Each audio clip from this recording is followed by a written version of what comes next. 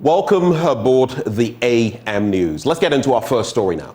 Some youth from Yadzo, a community where 2 footballers died on Christmas Eve, allegedly due to activities of National Security or Kokobot Task Force operatives on Wednesday, besieged the residence of the District Chief Executive for Kadjebi to present a petition to him concerning the situation. The protesters say the explanations provided by the DCE on the presence of the task force is unacceptable. Correspondent Peter was with the protesters and came through with this report. The protesters, most of whom were present during the visit to the family on Tuesday by the DCE, say they are angry at the turn of activities of the Kokobot task force in the district. Amidu Abdullahi spoke on behalf of the protesters. They say the death of the 2 players is a big loss to the district, the family and the nation. What happened 2 days ago, a barbaric act against our own brothers, the future, they've robbed us of the future of Akan, Ghana, and the whole country at large. Our youth, our vibrant youth, very young guys, energetic young boys' lives have been taken off without any recourse to any issue. They've done nothing wrong. These guys were coming from their own place, from where they've gone to do whatever it is that they've gone to do. People claiming that they are national security operatives carelessly drive their vehicle and veered off the road, killing these 2 young talented footballers of ours. We are not happy. We don't know the presence of these guys in our constituency. They deny any knowledge of smuggling of cocoa beans to Togo in the area. Our DCE claims he doesn't know that these guys are in the constituency. It is so unfortunate that the district chief executive of a constituency doesn't know that there are other people coming outside the country, national, into his constituency, operating for over 1 month. And DCE claims he has no knowledge about it. We are not happy. We are only here to express our displeasure. They claim that there is smuggling going on. We have no knowledge about it. But he alleges the purchasing clerks around Ahamansu and Papasi do not have funds to pay their parents for their toils on the farm. I have visited over 10 cocoa purchasing clerks. None of them have been able to confirm to me that he has even 1,000 Ghana cedis in his account to purchase cocoa. Yes. Wow. So if our own parents wasted their effort, their meager resources, buy medicines with their farms, and then are able to make sure that they produce cocoa, and the government is not able to give them enough money so that they can buy the produce they produce. What exactly do you want them to do? We are in a festive season. How are our people, our Christian brothers and sisters, going to celebrate the Christmas? This is a question our leaders should think about. How in the name of God will you say that you are buying cocoa without money? The group, upon the plea from the police service, has left the residence. Peter Senu for JoyNews. Now, anyone who trespasses on our land for mining does so at his own risk. Those are the words of the Chedom Hene for Central Kofi traditional area, Nana Kofi Olato IV. He says his office remains resolute with the decision not to allow any mining activity in that area. Again, we go back to our correspondent, Peter Senu. At least I did a little agric in school. If this dust is settling on our crops, all the crops, the photosynthesis that the crops are supposed to have a good yield and a healthy yield will be defeated. Therefore, even if our crops produce some food for us and we eat, the nutrition that we are supposed to get from them, we will not get it. So we are strongly against mining in these communities. Earlier this year, June 2023, the residents of Central Kofi, Lobi, Akakpo and Bori formed an anti-iron ore mining committee to have a united front to kick against any mining activities in their area. 6 months on, the residents have gone beyond the formation of a committee to mount notices in the various communities to ward off any investor who wants to mine iron ore in the area. Nana Kofi Olato IV is the Chedom Hene for Central Kofi traditional area. We are still warning the government never to come and tamper with our beautiful mountains for any mining activities. That is why we have mounted those signboards. And there are more also to be mounted, even beyond our area here. We are very prepared to mount one in Kokwe district, warning any intruder into the community. We are very, very wild. We are not joking with the mining activities that the government wants to take place here. So any prospect that wants to come, the person should stay away entirely. He says anyone who flouts their orders does so at his own peril, not even the minister. If they say that it's at your own risk, it's a very big warning. If you come here and you don't go back home, that is the risk that you are facing. Yes. Because we don't want these beautiful mountains to be destroyed. Our yes is yes, our no is no. We don't want any mining activities to take place here. Because at least we have heard the mining activities that are going on in other regions. The end result of it, they are not getting anything. They are only getting diseases, destruction, and their farmlands. So any prospect that comes here and that person doesn't go back home, the government has nothing to ask us. Even if the Minister of Natural Resources comes here and he doesn't go back to the State House, it is to his own risk. Peter Sanu for JoyNews.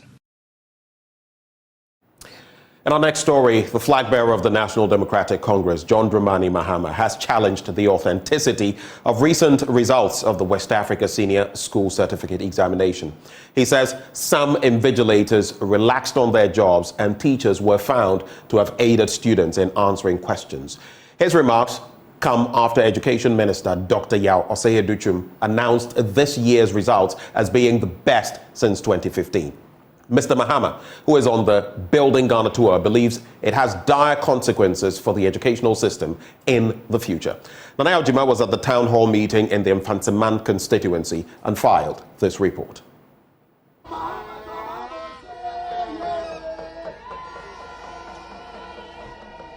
Professional and economic groupings continue to honor invitation of the NDC to aid the drawing of the party's manifesto by voicing challenges of their sectors. Throughout the 6 regions toured, teachers have featured prominently. At Mfantsiman constituency, the non-availability of textbooks after change of curriculum was a major worry. My teachers in onye esuan funara enti yan papa dem yesre da seba the textbooks in my umbra. The teachers and students are suffering because of non-availability of textbooks. We plead that you help us when you come. Also, the free SHS has to be reviewed because the double track system is not allowing teachers to get some rest. Because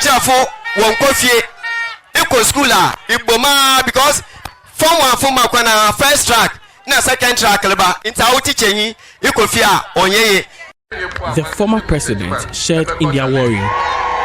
We are worried about the lack of textbooks. My curriculum for textbooks in Niho. I wonder what kind of government this is. Our education system is in shambles.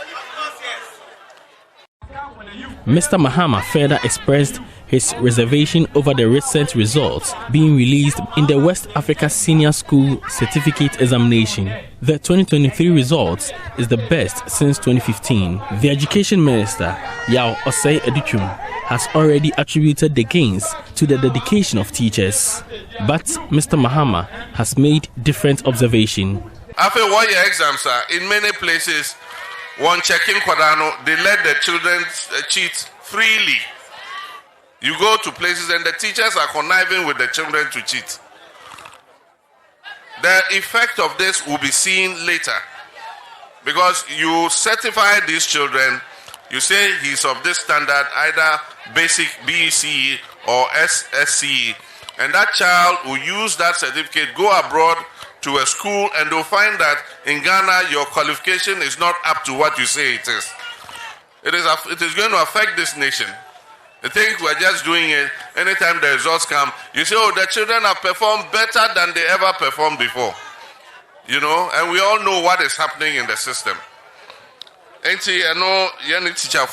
will reorder things so that things are done properly. Improving the education sector remains priority of the NDC. A government investment into housing scheme for teachers is among top policies to improve the sector. A promise of reviewing the free SHS policy in the first 100 days remains paramount. For JoyNews, Nana Ojima reporting. Now, the Garden City Special School in the Ashanti region is decrying the insufficient amount of feeding grants received by the school. Each student lives on 5 cedis and 50 pesewas a day. Headmistress of the school, Dr. Rosalind Frimpong Ejapon, says the situation has left the school indebted to food suppliers. City Special School serves persons living with intellectual and developmental disabilities in the Ashanti region and parts of eastern and western regions. Despite the growing numbers of students, feeding challenges adversely affect the efficient running of the school. School authorities have to manage a feeding budget of less than 6 cedis for 3 meals daily for 192 students whose ages range from 7 to 31. Headmistress of the school, Dr. Rosalind Frimpong Ejapon, is calling the Ghana Education Service to fulfill the promise of raising the grant amount. She also cited issues of overcrowding in several classrooms due to increasing number of admissions into the school and the school's limited facilities. The feeding grants. You know, it's a government school, so monies are brought in by Ghana Education Service. They do well. But the amount we take now is not enough and it's not helping us. And we are praying, though we know they are working on it, but we pray that they work on it fast for us so that we can pay the bills that have been accumulated. We need to expand the school. There are more people coming in, but our classrooms, because they were built by a German volunteer with the idea of only 8 children in one classroom, the classrooms are small classrooms. We need to have more classrooms. Despite the challenges, the school, supported by entities, strive to provide extensive services to improve the conditions for children with special needs. The Region Foundation and Help a Brook Foundation have collaborated to put smiles on the faces of the kids. The foundation donated assortable consumable items and classroom learning teaching materials, including packets of text and exercise books, pens and pencils. The group, led by Dylan Opoku, founder of Region Foundation, also took the children through creative skills to improve the creative skills efforts of the school. Co-founder of Region Foundation, Deborah Akushika Mensah, said the government's support is eminent to keep the school functioning effectively. With what they have done so far that we've seen, we realize that the students are very talented, and if the government could support them more with their materials that they use to perform all of these magic, then it would help them. And then as well as letting them come out of the school to show the world what they can do, and then with sponsorship outside of the country as well, they can reach higher heights. Help a Brook Foundation founder Henry Akwesi Boatin said the gesture was embarked on recognizing the positive roles the institution performs in caring for special needs children. The intention is to put a smile on the worried face. So we chose this Garden City Special School. Came to see the mistress and spoke with her. So we had a list of items they wanted, and we gathered the resources according to what they give to us. So we purchased exercise books, pens, and pencils, and all stationaries that are needed in school. Though it's a special school, they also have some special items, specific special items they needed, abacus and so many things. But we were able to at least purchase a lot of items that was provided on the list. Reporting for JoyNews, Clinton Yeboah. Well, let's stay on education, as the Member of Parliament for Techiman South, Martin J. Mensah Kosa, has awarded the overall best teacher in the constituency with a brand new car. The initiative, which was instituted by the Member of Parliament in 2018, seeks to recognize and appreciate the outstanding contributions of teachers in the area. A total of 83 teachers were honored with gifts such as brand new motorbikes, tabletop fridges, fans, laptops, and more for their meritorious service to education within the Techiman municipality. 42-year-old Frimpong Emmanuel was adjudged the overall best teacher for the 2022 MyCamp Teachers Award, an award scheme organized by the Member of Parliament for Techiman South constituency. The legislator, who doubles as the Deputy Minister for Local Government and Rural Development, first introduced this award scheme in the year 2018 to, amongst other things, motivate teachers in the Techiman North and South constituencies to do more to help improve education across the area. Emmanuel, whose sacrificial exploits towards education earned him the recognition, was cheered and carried shoulder high after his name was mentioned as the winner of the brand new Maruti S Precious Salon car. Manuel Frimpong, a teacher at the Tra MA Basic School, described the recognition as a motivation to do more. As the Bible says, you give, if you give, it shall be given unto you. And it's serving as motivation because looking at the nature and the value of this award, I was not dreaming about it. And it will ginger me to be able to put up my best to help that needy child and then an innocent child elsewhere who also become a teacher or a president or nurse in future, because I see this award as something valuable and that is going to add more value to my work. But what informed the Member of Parliament's decision to single-handedly introduce the MyCamp Teachers Award? Martin J. Mensah-Kosa says the move is basically to recognize as well as appreciate the efforts of teachers across the area. It is the third in the series of those awards, and it's basically to motivate our teachers to give up their best, to excel at what they do, and to recognize and appreciate their efforts. That we like what they do, and we encourage them to do it better. He further emphasized that his resolve to support education is to help build the human resource capacity of the municipality, which according to him is key to nation building. It's because the essence of the human resource or quality human resource is critical for our nation building, and we cannot do otherwise. And so that for me informs the reason why there's a particular attention and priority in our approach to uplifting education. Municipal Director of Education John Kojo Amisa was full of praise to the Member of Parliament for the move and charged teachers in the area to remain committed towards helping shape the future of the next generation. Your commitment to education and efforts at shaping the future of our society is commendable. Let us celebrate this outstanding achievement of our exceptional teachers and reaffirm our commitment to providing quality education to every child to thrive in this complex, changing technological world. Kentenhene and Dabenhene of the Techiman traditional area, Oheniba Osu and Chibusiaku, who was speaking on behalf of the Omahene of the Techiman Traditional Council, charged the people of the area to throw their support behind the legislator as he seeks for re-election next year. Ladies and gentlemen, our MP over the period have been very committed in discharging his duty in terms of motivating teachers and other public workers as well. Although our system sometimes doesn't try to be fair to us, but looking at the magnitude of his support over the period, he should have been even contested as an MP in this constituency.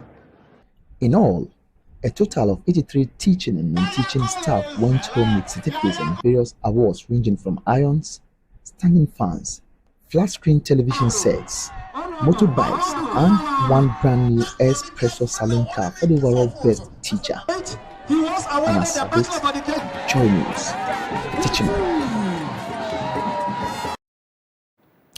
And that's our recap of the news. But stay with us, the news review is right up next.